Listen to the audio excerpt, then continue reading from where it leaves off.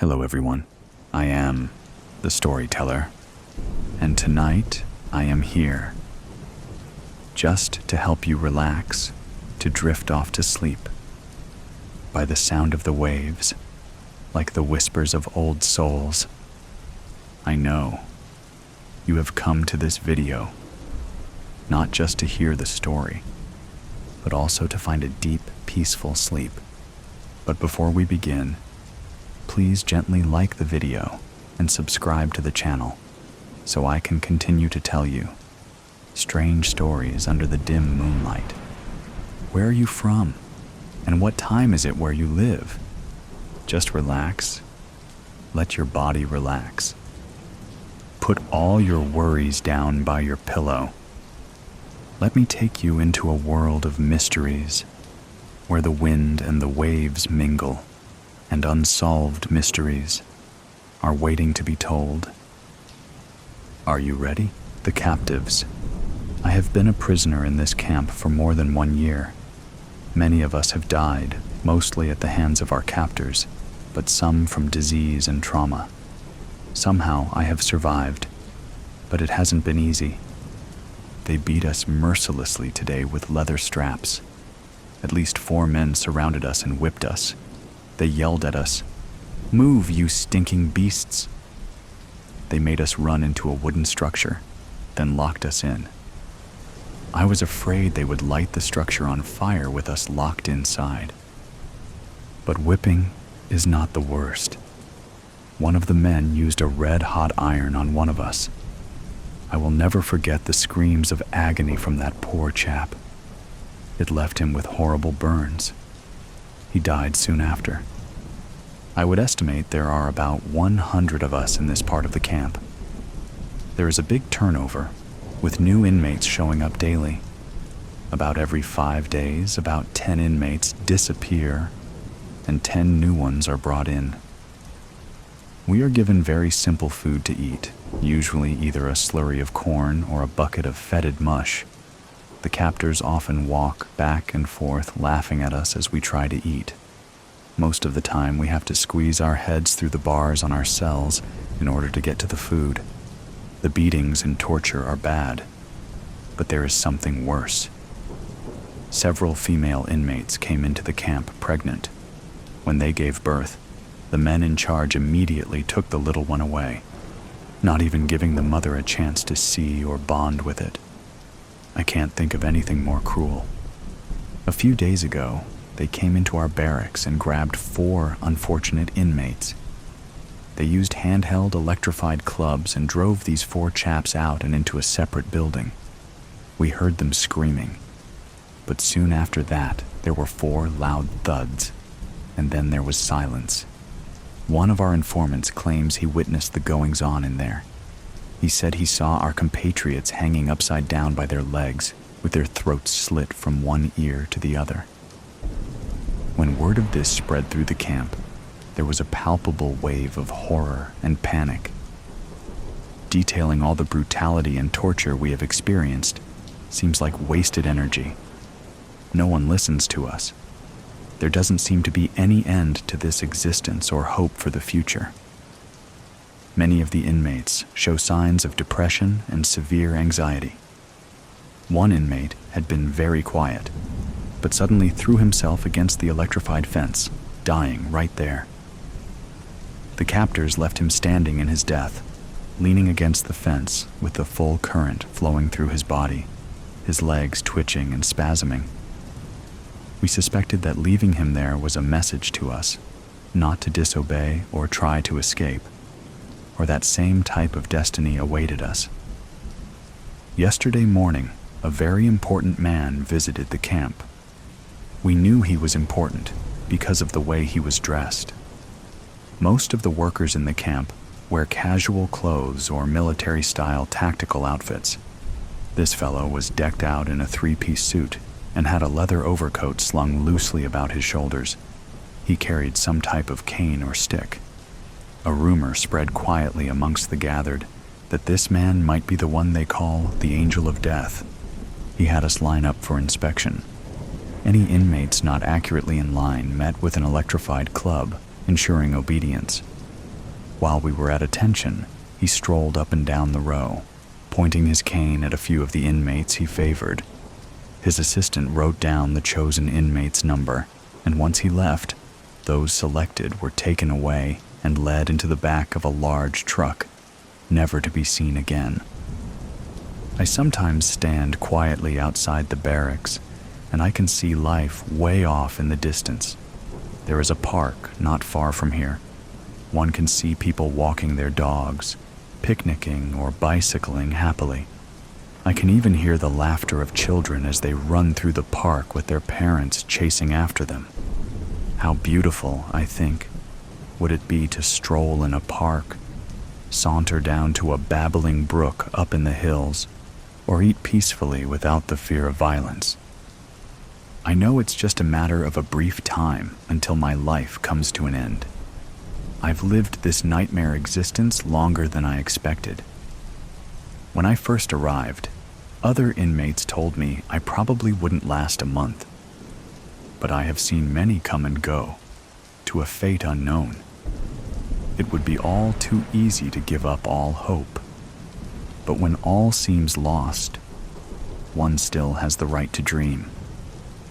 That is something they can never take away from us. My dream is to live long enough to see an end to this incarceration and torture, and perhaps even get home to my family, if they still exist. There doesn't seem to be any hope of escape. The camp is too cleverly constructed for that. In fact, in some inmates, there seems to be almost a sense of resignation and acceptance of their tragic existence. I believe they call that Stockholm Syndrome. Generally, our captors do not engage us in conversation or ask us anything. They usually just walk by as if we don't exist. When we moo, they don't seem to understand what we are saying. I suspect they would at least try to communicate with us if we were human beings rather than cows.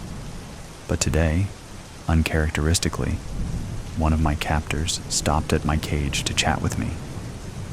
He was one of the youngest of the men and sounded sensitive and caring, as strange as that may seem. But what he said really confused me. He mentioned that he doesn't eat meat and that he doesn't agree with the use of animals for food. I really didn't understand what he meant by that. After all, what is meat? Don't open the door.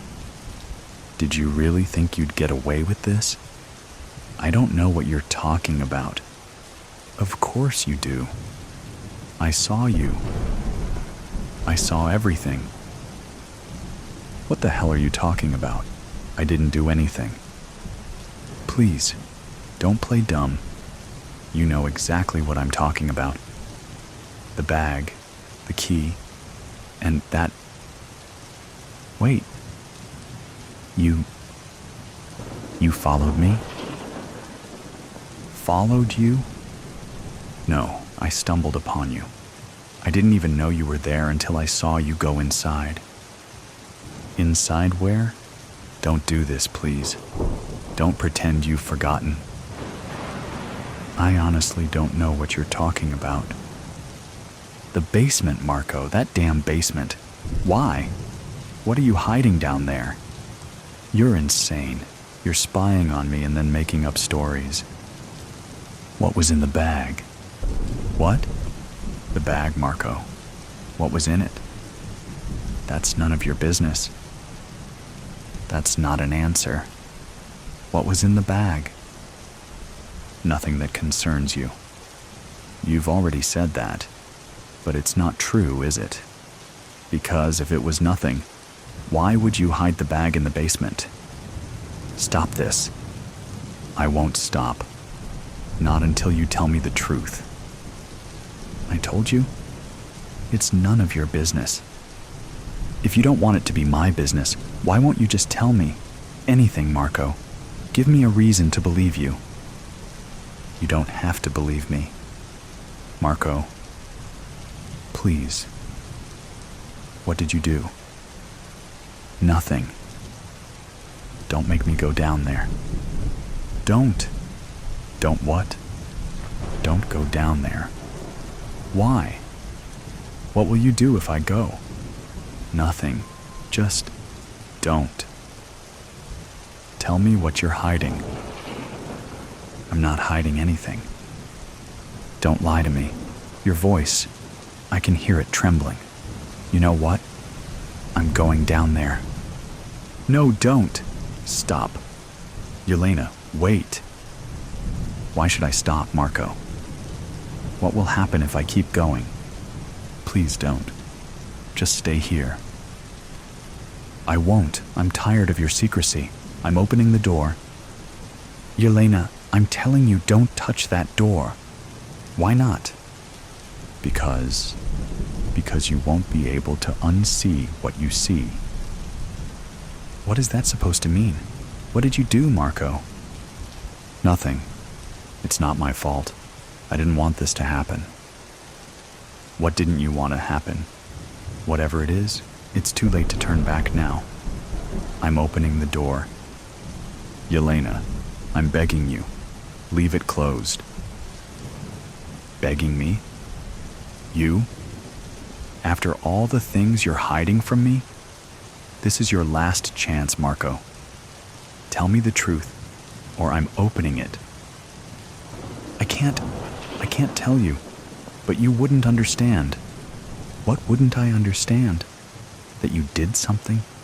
That you're hiding something terrible? You think I won't understand because I'm stupid? No, that's not it. It's just, please, don't open the door. That's all I'm asking. I'm opening it.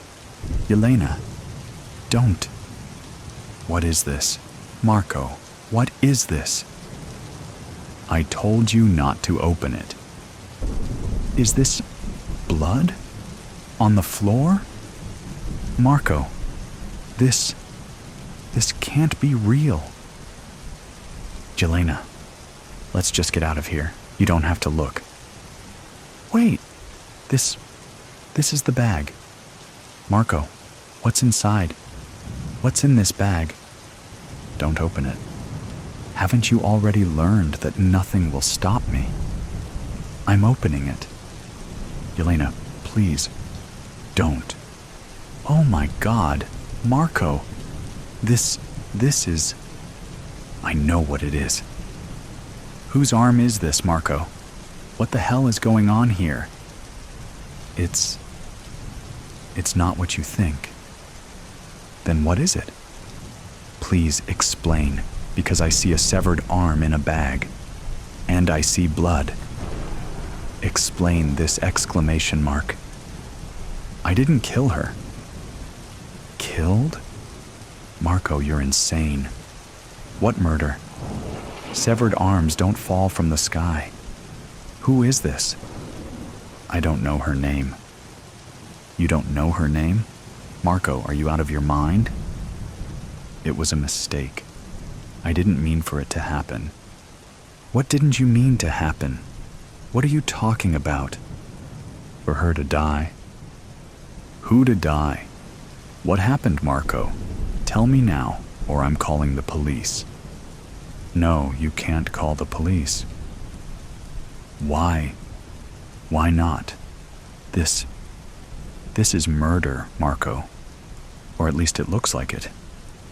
Tell me the truth. Yelena, I tried to save her. Save her? From what? From them. What others? Don't twist your words. Who are they? You won't believe me. Try me. Because right now, I think you're a dangerous lunatic who kills people. I didn't kill anyone. Whose arm is this, Marco? I told you I don't know her name. But I know it's not just hers. What does that mean? Not just hers. There are more. More of what? More people? More arms? What are you talking about? Them.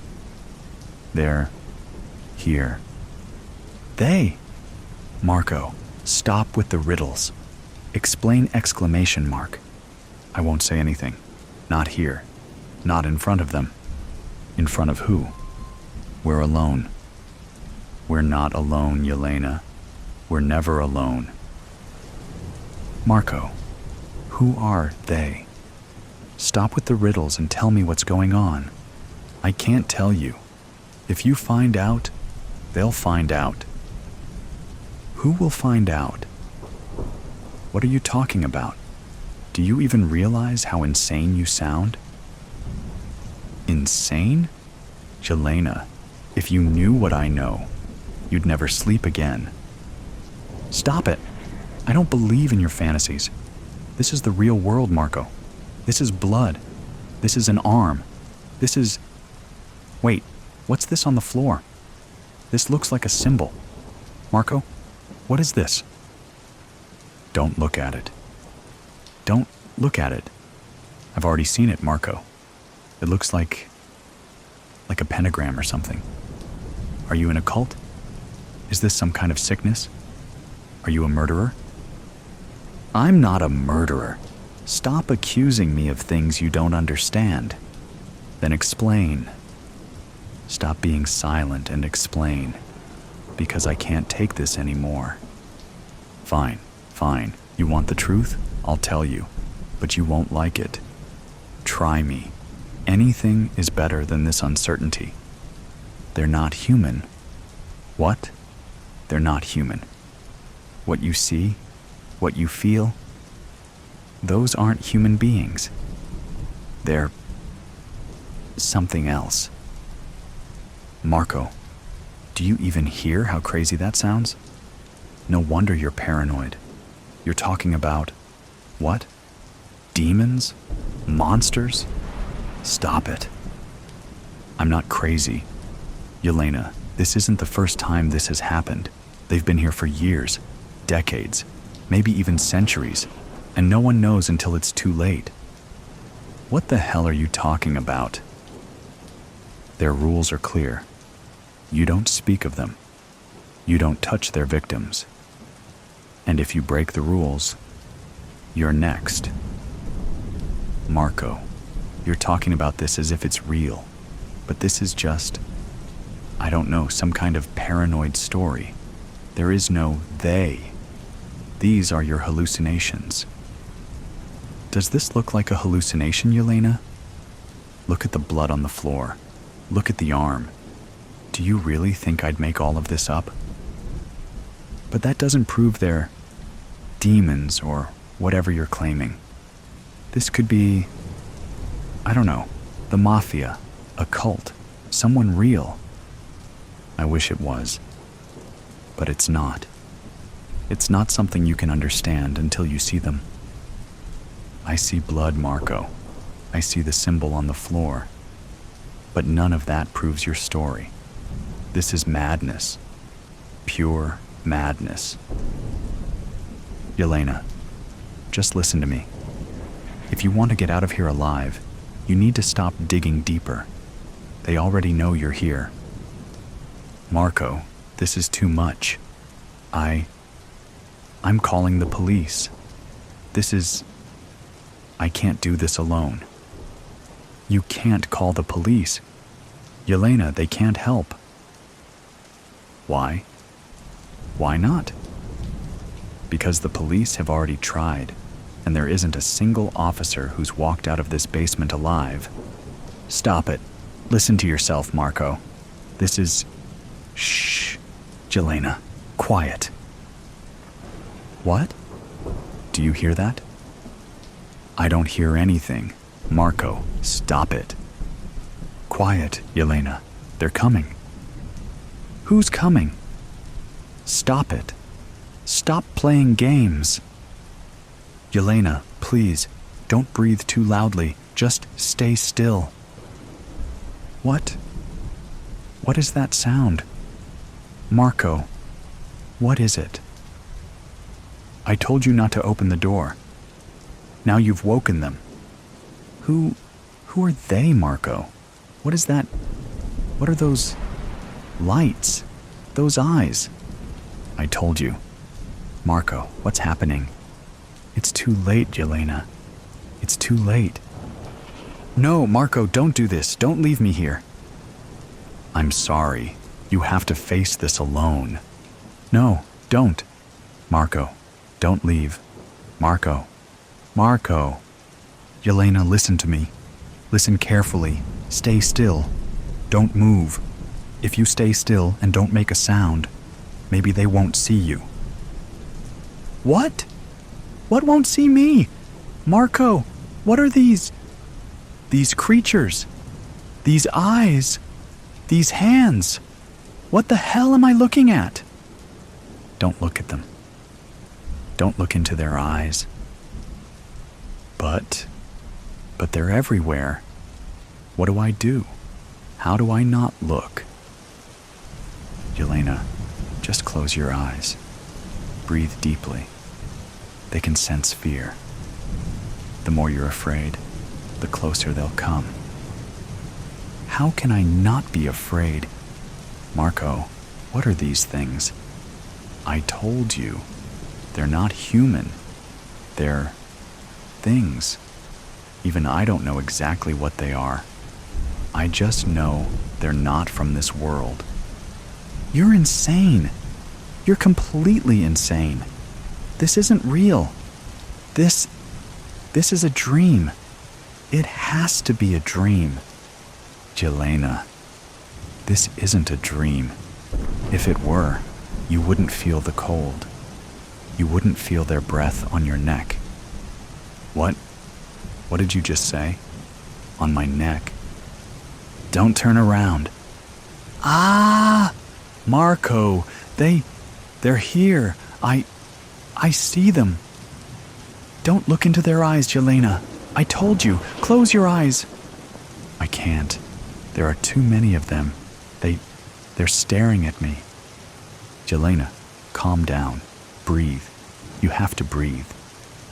Marco, they're getting closer. Marco, please, help me. I can't. They've already seen you. What?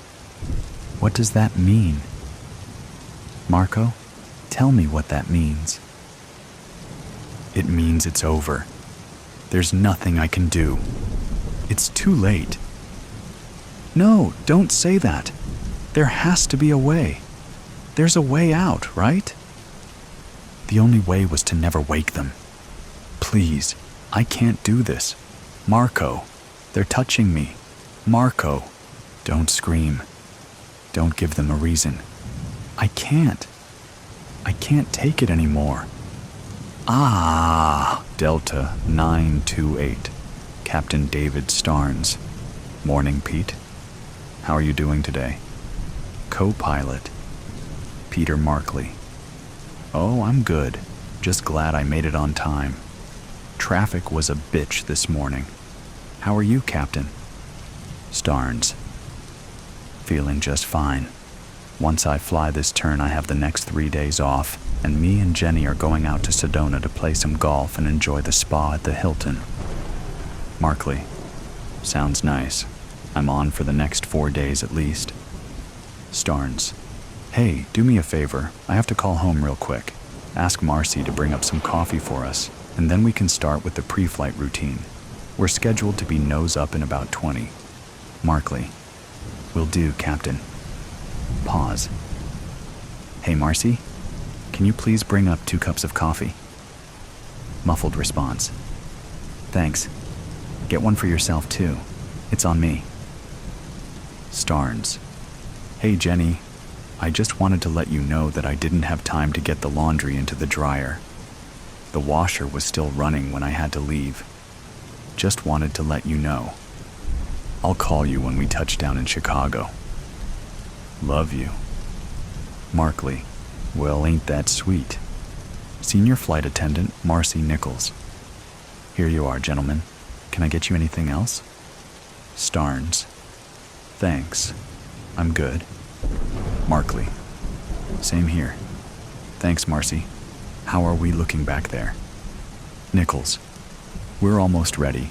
Just a few more passengers getting settled. We should be able to do the final cabin walkthrough in the next 5 to 10 minutes. Markley. Sounds good. We'll be right here waiting for your thumbs up. Nichols, be back soon. Dead air for 32 seconds, with the exception of a brief cough.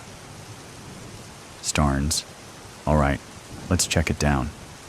Auxiliary fuel pump. Markley, off. Starnes, flight controls. Markley, free and correct. Starnes, instruments and radios. Markley, checked and set. Starnes, landing gear position lighting. Markley, checked. Markley, altimeter. Starnes, set. Markley, directional gyro. Starnes, set. Markley, fuel gauges. Starnes, checked. Markley, trim. Markley, set. Starnes, magnetos. Markley, checked. Starnes, engine idle. Markley, checked. Starnes, flaps. Markley, in position. Starnes, seat belts, shoulder harnesses. Markley, fastened. Starnes, parking brake. Markley, off. Starnes, all right, we are good to go. 24 seconds of dead air. Markley, you heard the latest on Kendall? Starnes, what a mess. It wasn't just alcohol, you know. He tested positive for cocaine too, and they found some in his suitcase. Markley, I heard his wife left him after Delta shit-canned him. What the hell happened to that guy? Starnes, who can say?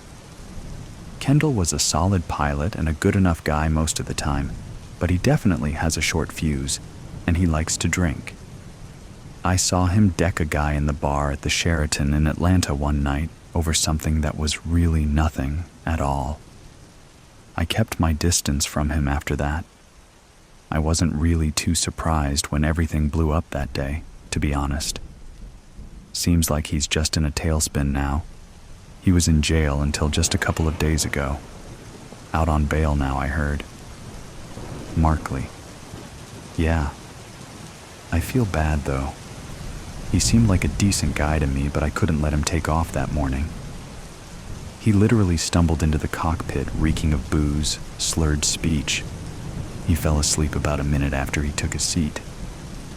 Miranda was the senior flight crew member that day, and she noticed it right away.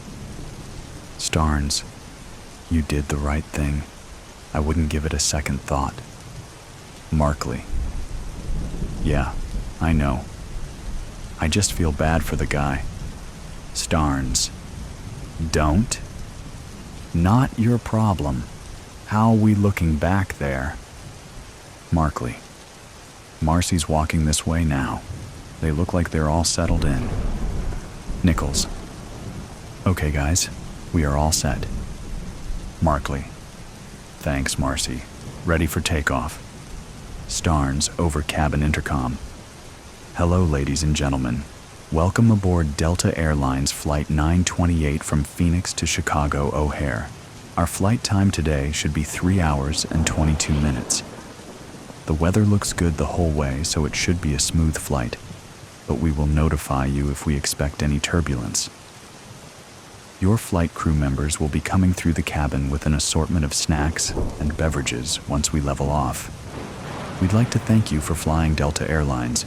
We are third for takeoff, and we should be in the air shortly. Sound of jet thrusters increasing and decreasing for next 6 minutes and 14 seconds. Muffled dialogue between pilot and co-pilot. PHX Tower. Air Traffic Controller, Mike Reynolds.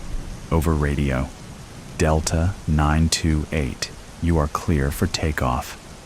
Sound of increased volume of jet thrust for next 12 minutes and 35 seconds. Starnes. All right. We are up and running. Activating autopilot. Dead air for next 2 minutes and 43 seconds.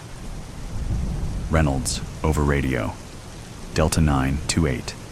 Please adjust your altitude to 32,500 feet. Markley, copy. Descending to 32,500 feet. Dead air for next 2 minutes and 32 seconds. Markley. How's that course at the Sedona Hilton? I've played a few of those courses out there, but not that one. Starnes. Ah, you know. They're all kind of the same. Pretty wide open. The greens are usually pretty fast though, so that can hurt you. It's nice though. Well maintained. Markley. I gotta get out there next time. Haven't played much this year. I'm scared to find out where my handicap really is right now. At least an 18. Starnes, chuckling. I brought in a 78 with 4 birdies at Sun Valley last week. Markley. Nice shooting. You gotta teach me how to keep it in the fairway. My drives are all over the place, I swear. Dead air for next 54 seconds. Starnes. This is my 3rd turn in the last 24 hours. All right with you. If I catch a little shut-eye for a while? Markley. No problem, Captain. I'll rouse you back up if necessary. Starnes. Thanks, Pete. Dead air for next 54 minutes and 22 seconds. Sound of knocking on cabin door. Sound of door opening. Nichols. Gasping and speaking quietly. I'm so sorry. He made me open the door. He has a knife. Former Delta Airlines pilot, Marcus Kendall. Enough. You've done your part. Just give me all those little whiskey bottles and get back there and keep everything cool. If I hear one sound near that cabin door, everyone is going to regret it quickly. Remember, if I kill these two, then I'm the only one left to land this plane. Overlapped with sounds of motion, as well as inaudible comments from Starnes and Markley, followed by the closing of the cockpit door. Starnes. Marcus. What the fuck? What is this?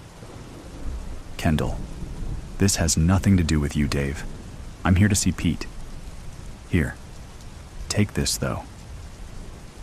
Sounds of a struggle followed by painful gasps, cries, and heavy breathing for next 18 seconds from Starnes. Shouting from Markley. Markley. Jesus, Kendall. What the hell are you doing? Stop. Kendall. You better get back into that co-pilot seat before you get hurt, Pete.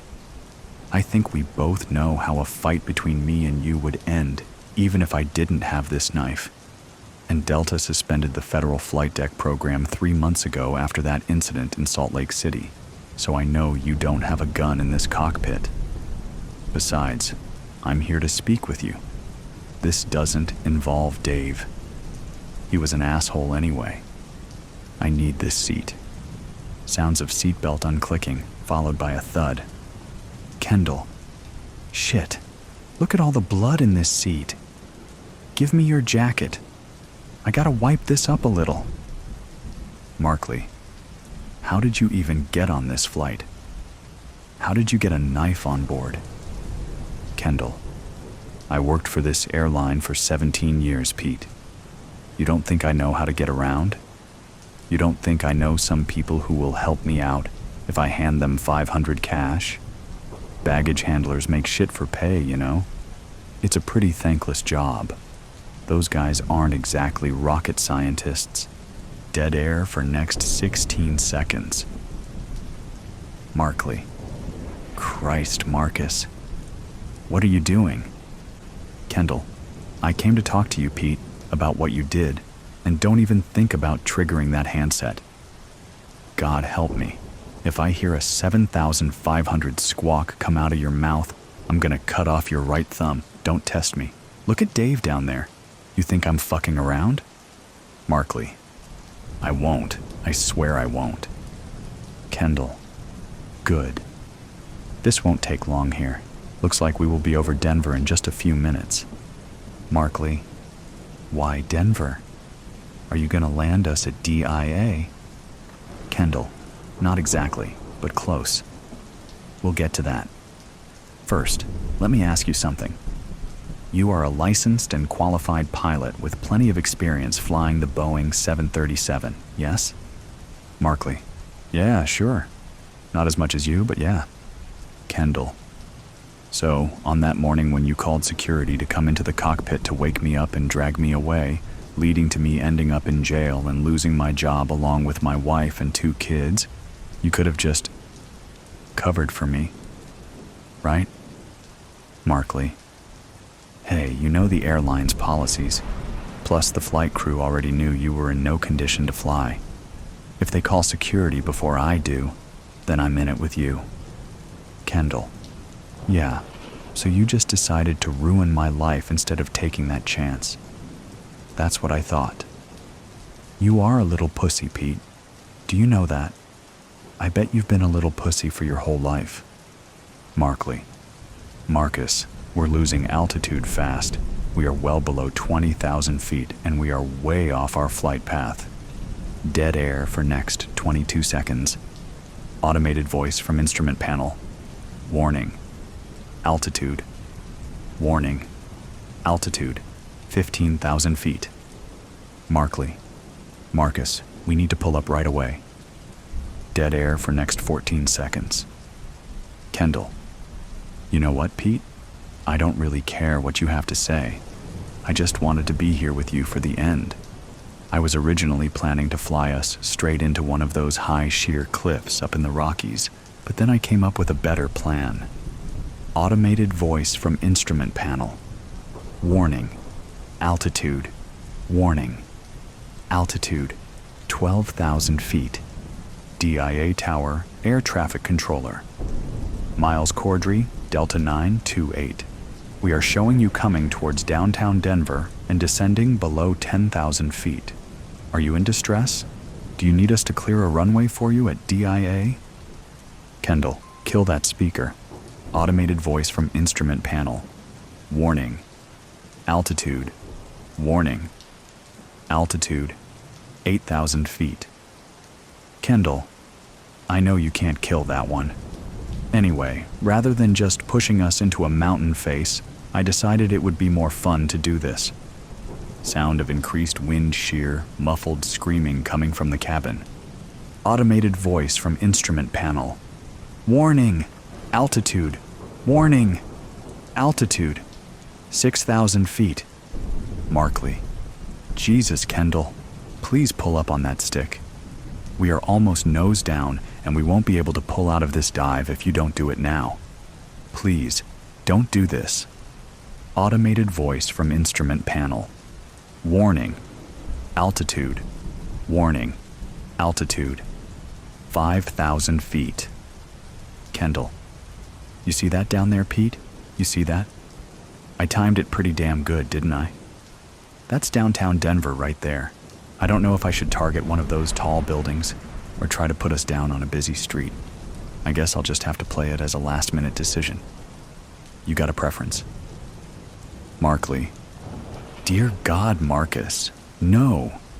Automated voice from instrument panel. Warning. Altitude. Warning. Altitude. 3,000 feet. Kendall. I was considering it, and I just thought it would be better to put us down here rather than up there in the mountains.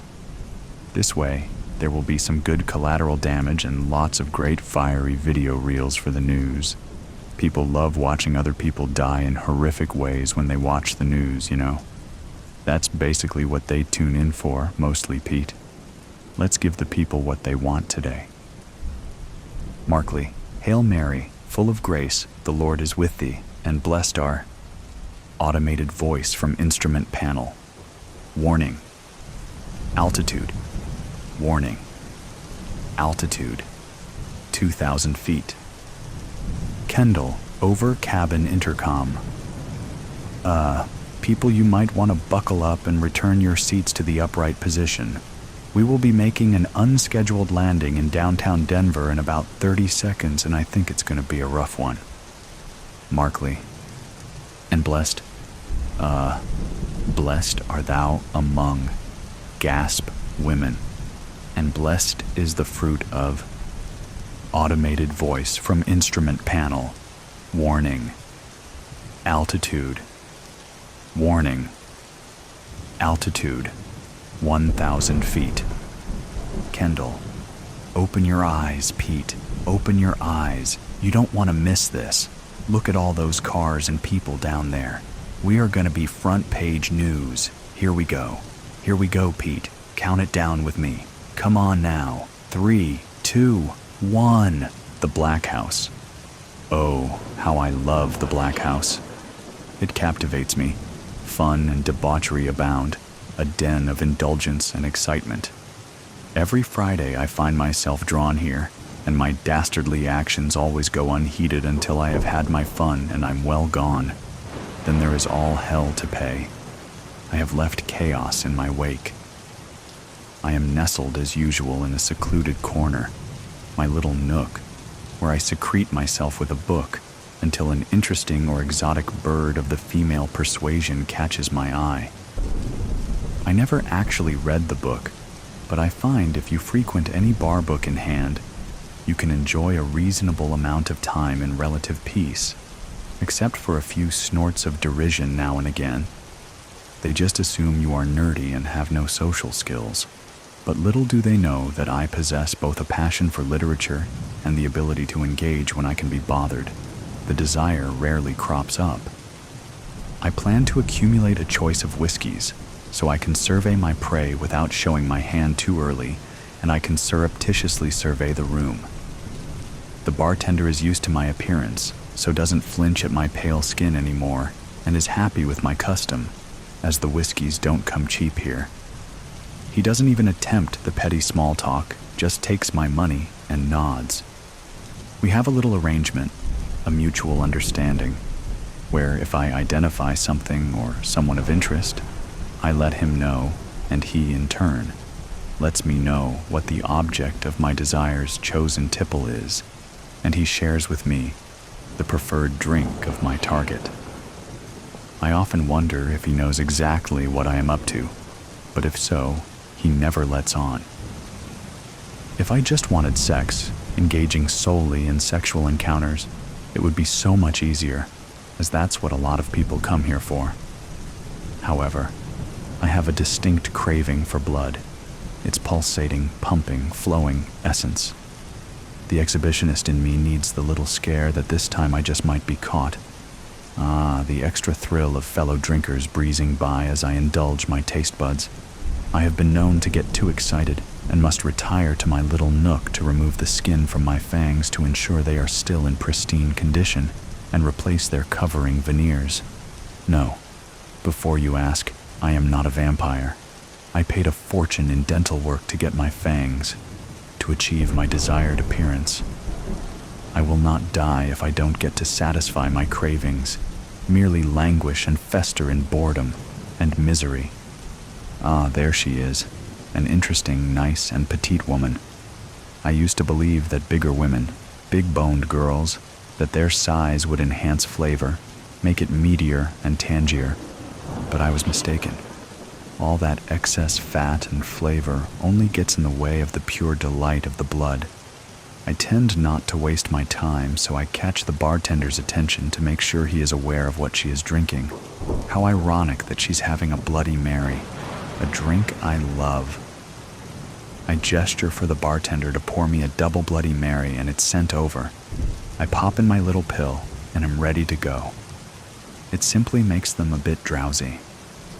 I'm not doing any harm, but they never have the will or energy after partaking to stop my suckling, ensuring they will not resist my advances.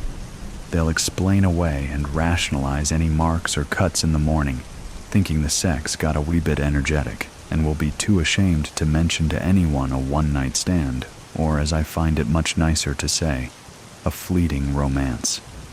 She gracefully and gratefully accepts my offering, and together we retreat to my secluded spot. The bite she inflicts on my neck and the lump she takes out of it is sure to leave a lasting mark that will undoubtedly become a permanent scar. The intensity of her sinking her teeth into my neck excruciating, and those fangs are absolutely real. It's impossible to deny their authenticity.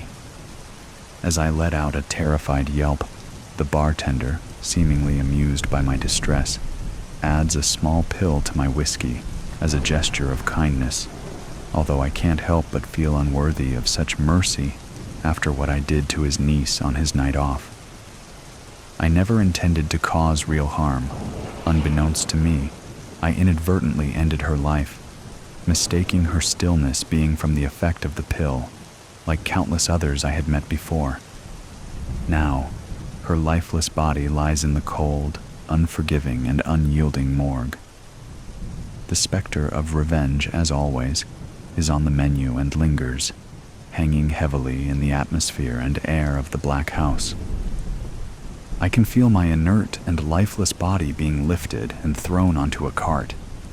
I am fully aware that my ultimate fate lies within the morgue. I find myself positioned next to the bartender's niece, and apart from the marks and bruises on her neck, she retains a certain beauty. I almost feel like partaking of her juices again and indulging in her essence once more. However, I suspect that her vitality has long since faded, making my lifeless form incapable of deriving any pleasure from it. I had hoped that my assailant might leave me to wander the earth forever, more with real fangs this time. But not a chance. I wasn't that fortunate. She decided to finish me off and bring my existence to a permanent close. I find it perplexing that the bartender's niece, whose name I need to inquire about, is smiling at me, despite being in a similarly unfortunate situation, albeit appearing far more attractive. Are we destined to spend time in the afterlife together forevermore? I burst into laughter when I muster the courage to ask the question, and she responds, "Mary, my name is Mary, milk-fed." The town of Gord's Hollow was gaunt and undernourished in nearly every aspect. Its rickety streets laid out like a soothsayer's tangle of oracle bones, and its bedraggled buildings stood lean and haggard, much like the people that lived in them. The whole of it was hunched at the edge of a sea cliff, and mist rising from the crashing waves below hung everything above with a constant pallor. But there, right on the cusp of world's end, where the roar of the sea filled your ears, grew the only thing in Gord's Hollow that could be called hale and hearty, the gourd garden itself. It was this garden that made Gord's Hollow famous in our county. For generations, the emaciated people of the town had inexplicably produced gargantuan gourds that put all others to shame at the harvest festival. Their crooked-necked squash were taller than a man, their zucchinis large as coffins, but it was their pumpkins that drew so much envy. Huge and round and plump, it took 2 teams of oxen just to haul them. At the festival, the pumpkins loomed large over all the proceedings, so large it seemed they could swallow all other entries and have room left over to consume the judge as well. But their size itself was not the most striking element to their appearance, for the pumpkins were also of exceptional color. Their shells were a deep, vibrant orange, so deep and so vibrant as to almost be red. And though no one who was not a citizen of Gord's Hollow had ever seen the pumpkins cracked open, it was rumored the flesh inside was the scarlet color of new blood. It was an October day when I made my visit to Gord's Hollow. They had kept the secret of their pumpkins close for too long, and I was determined to discover their methods for growing them, by honest means or otherwise. Outsiders were uncommon in Gord's Hollow. My presence drew a searching eye from everyone in the streets. Nonetheless, I conducted myself straight to the garden's fence, a spindly wrought iron affair, and gazed through the bars at the great mist-shrouded fruits inside. "They're a sight to see, eh, stranger?" A voice called over the drone of breaking waves. The speaker was slim, as were all the townsfolk, but he wore a smile as he extended a bony hand. Indeed, I replied, taking his hand, which I noticed felt almost as if it carried no flesh. Would it be possible to get a closer look? I am a botanist, and I have never seen such magnificent plants. Apologies, sir, but I don't carry the key. He nodded towards the chain, wrapped about the gate and secured with a heavy lock. Could you direct me to the person who does? Again, my apologies, but the gourds are off limits to visitors. The man smiled consolingly, and I noticed his gums were nearly the same pale color as his teeth.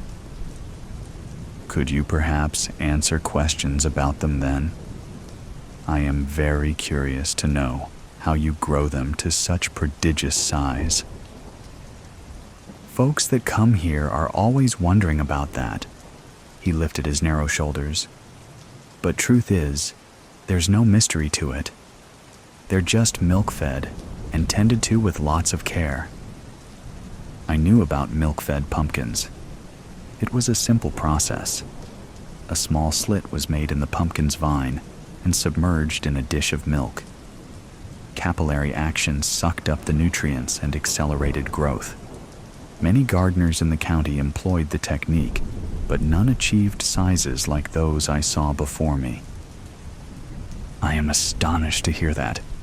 I have myself grown milk-fed pumpkins, but not to such a result. Aye. Most folks aren't dedicated to it the way we are here. My interlocutor rubbed his arm as he spoke. We tend to our pumpkins day and night like other folks aren't inclined to do. It's just good gardening and the milk that makes them grow. But what about fertilizers and seed selection? Do you plant them under the full moon?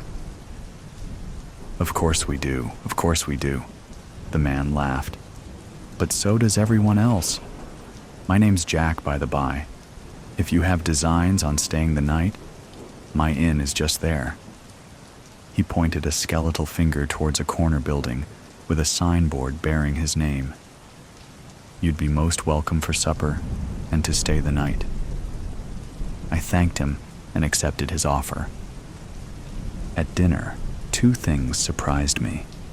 First, there was not a single dish served made from the bounty just outside the door. No butternut bisque, no fried eggplant, not even a slice of pumpkin pie. The second was the tremendous appetite of the locals.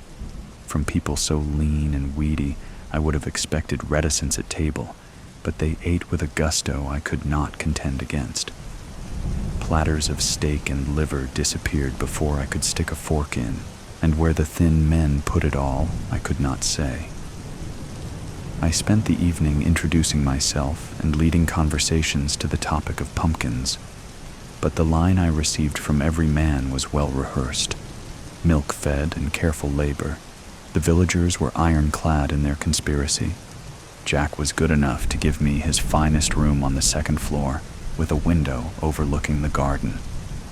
I had a spyglass in my valise, and, unsuccessful at dinner, I hurried upstairs to see what might be seen before sundown.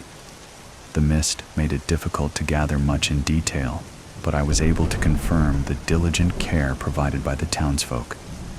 Through my lens, I saw at least a dozen at work among the vines, some using shovels and hoes, as would be expected, and others employing water cans. But my eye was drawn to some who carried crates of dark glass bottles. I noted that the umbilical vines of each gourd had an identical bottle attached. As I watched, the gardeners exchanged the attached bottles for fresh ones from their crates. Ah, the milk, I thought to myself. There was a knock at the door, and I slid my glass away before opening it.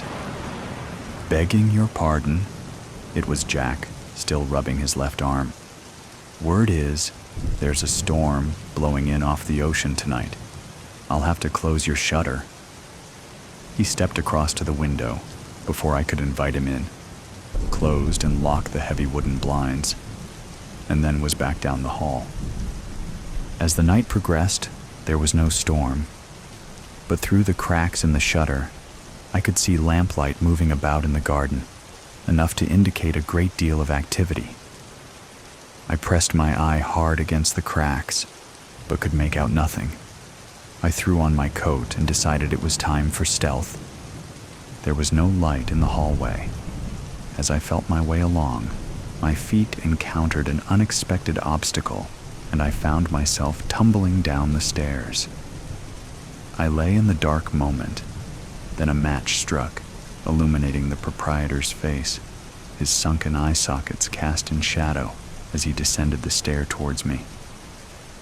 "What do you mean tripping up your guests at the top of the stairs?" I said, a little sharp in my unsettlement. "My apologies. It is my habit to wait on the landing in case my guests ring. I must have drifted off. Are you hurt?" Upon examining myself, I saw, though my pant leg was not torn and I felt no particular pain, a stain of fresh blood had formed on the fabric just below my knee. "The town doctor is just a door over," Jack said, seeing the blood. "No need for that. It can't be much." "I insist. I'll not have my guests injured and going untreated, not when the hurt is on my account." He grasped my arm with surprising strength and pulled me to my feet. The doctor's residence was indeed the next door over, and as I was somewhat forcibly escorted, I caught only a glimpse of the gourd patch. The gardeners were busy, their lamps glowing large in the mists, but I could not make out what duties they performed, though it seemed that some of them lay prone on the ground. The doctor was a short man, though still gaunt and hollow-eyed the same as Jack. He did not seem to have been sleeping before we knocked, and the lamps in his examination room were already lit.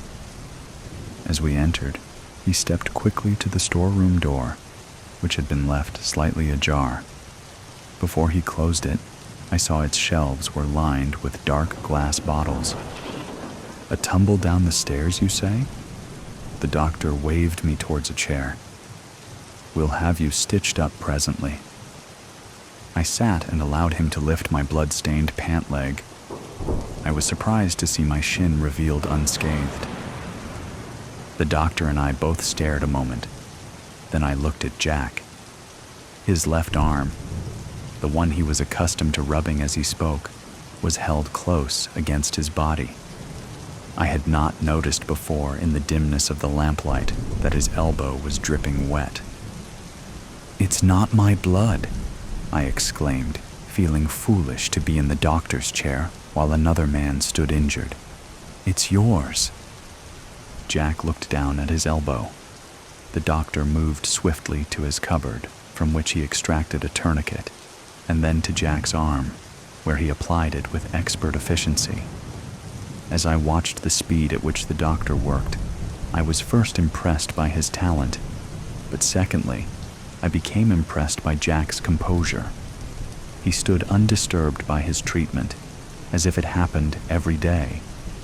Then I wondered that neither man had taken a moment to examine the source of the blood, but proceeded as if they already knew where the laceration lay. As I considered this, a horror needled into my brain. "Milk-fed," I whispered. Both men turned, their deep-set eyes glinting in the lamplight. "What was that?" Jack asked, his voice soft. "It's not milk. What you feed to the gourds, is it?" Neither man replied. "It's a wickedness," I said. They seized me, one on either side. "My apologies," Jack said.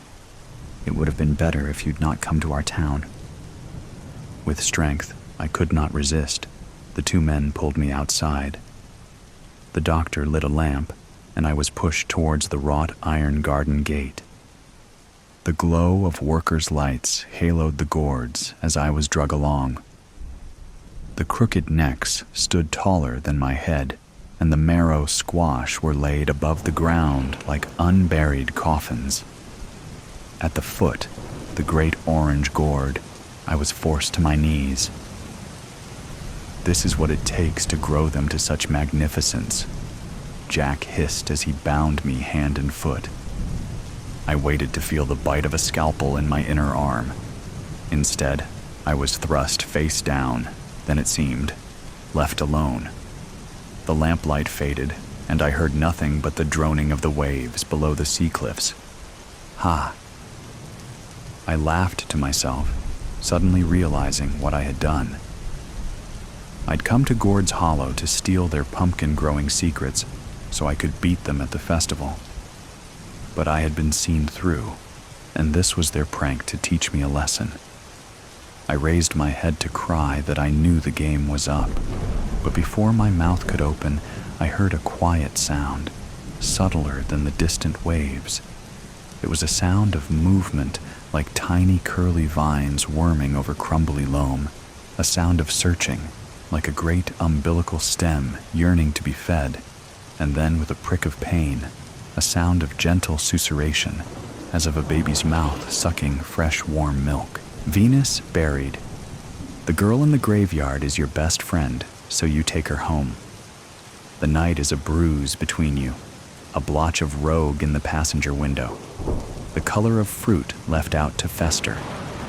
The body pries at her seatbelt, a finger, then two. The radio echoes static. The body shuffles in her seat. You study the face, the similar slice of jaw, the nose humped from where a baseball had hit her at 12, just slightly off-center. The skin like a rain-licked plastic bag, the stink of musk and sulfur. You want to look away, but you cannot. She's so beautiful.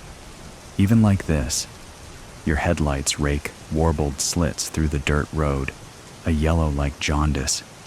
Your hands are stiff from the cold, your lips cracked. The girl beside you is dead, and you are bringing her home.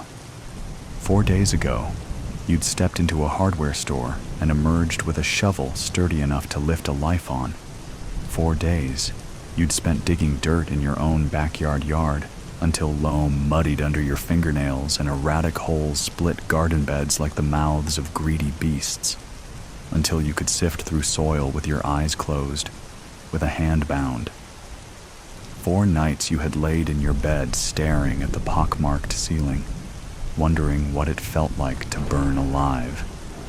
Now, the shovel beats dull against the skin of your trunk, your hands gripping the steering wheel like a throat you're trying to silence.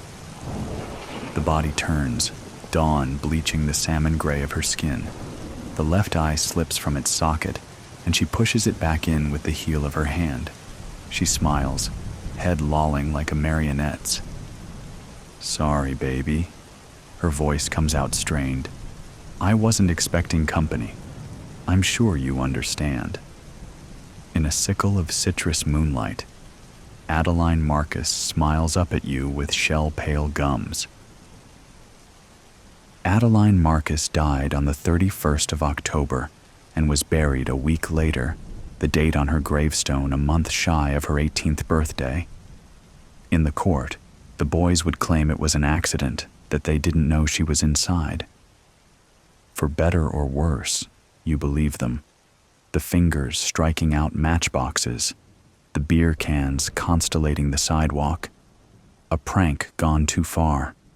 The wrong place, the wrong time. It doesn't have to be on purpose. She didn't have to be home. The coroner ruled it suffocation, but all you can imagine is flame like a stiff palm striking over and over. Adeline had crawled from the mouth of the home on her hands and knees. She was dead by the time she reached the pavement, her Sunday dress singed up to her knees. The dress you knew well enough. Either way, the boys were left with 25 to life, and the Marcuses were left with a dead daughter, a ring of ash like chalk on the pavement.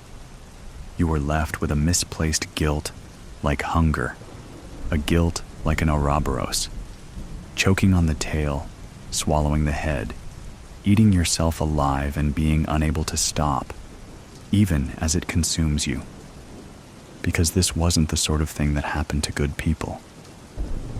You watch water curl down your shower drain, carrying with it mortuary makeup, kaleidoscopic insects, and jasmine bubbles. strings of dirt stretched out like sinew. The body's head rests on her knees, vertebrae needling through her back like a line of molars. The electric lights wash her green, dark veins rooted under brittle skin. She turns her face to the shower head and picks at the powdery sediment under her fingernails. The shower floor is a mess of grit, and you think of a child scooping up the sand. You turn the heat up until it scalds and scrub mildew from the base of the shower door. You think, if you can only get everything clean, everything will be all right. She turns her head and looks at you through eyes obscured by glass paneling. She says, "It's not as bad as all that. I don't even think I felt a thing." But she says it through lips the color of spoiled plums, so the sentiment doesn't ring true. You lift threadbare towels from the bottoms of your linen closet. You walk 3 times around your block and return to a corpse sat on your sofa like she has nowhere better to be. There are ants in your sugar bowl. You try to remove them, lift their crystal-knotted bodies on the prong of a fork, but they slip between the gaps, and you are left with a mess bigger than when you started. Tea-brown sludge bleeding from thoraxes and the stink of vinegar. There's a dead girl on your sofa, but let's focus on the ants in your sugar bowl, the way they thread through cysts of white like veins on a leaf, like the capillaries that run through the skin of your face. You make tea anyway. You add too much milk and sit cross-legged in front of the body. She stares at you. You stare back. The two of you drink, and ribbons of watery milk pour clean out her trachea, the gaping hole in her chest. But she doesn't stop drinking until you do. "You're not looking at me," she says. "Not really." "Yes, I am." You twist your hands in the shag carpet. "Aren't I now?" "No," she says. "You're not." You leave your teacup on the floor, saucer and iris of yellow, and go upstairs. You take 2 cigarettes from the carton squashed on your father's desk, and then think better of it. Press down with your heel until tobacco dissipates into the tawny carpet. You change your bedsheets twice, eggshell white, no, gray with peonies. You make a second cup of tea. When you get back to the room, the body is still there. You are looking at her. You are not looking at her.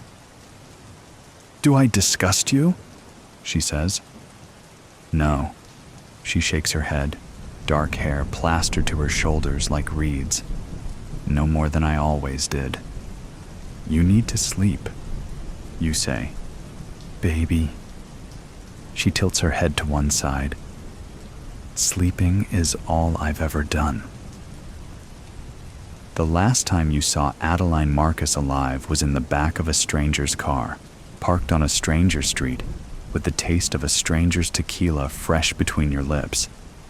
You were never 2 built for parties, so the outcome was a pair of girls who looked like they were playing dress-up, blousey dresses with sleeves like a nun's, thrift store necklaces noosing your necks, shoplifted lipstick which she hid beneath her mattress, more wax than pigment.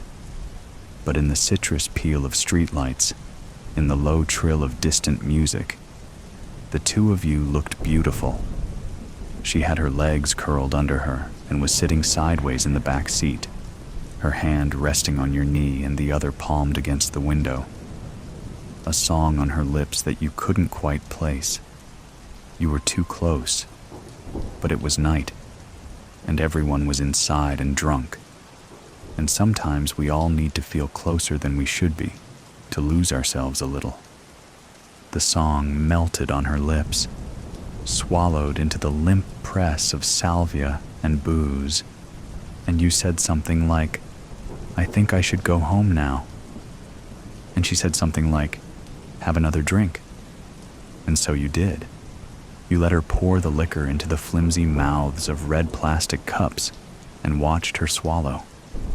She said, "You're so pretty." And you said, I think you should stop. And she said, just let me say that one thing.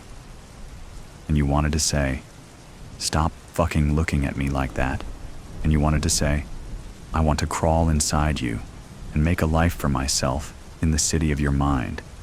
And you wanted to say, let's just be quiet. Let's just not talk.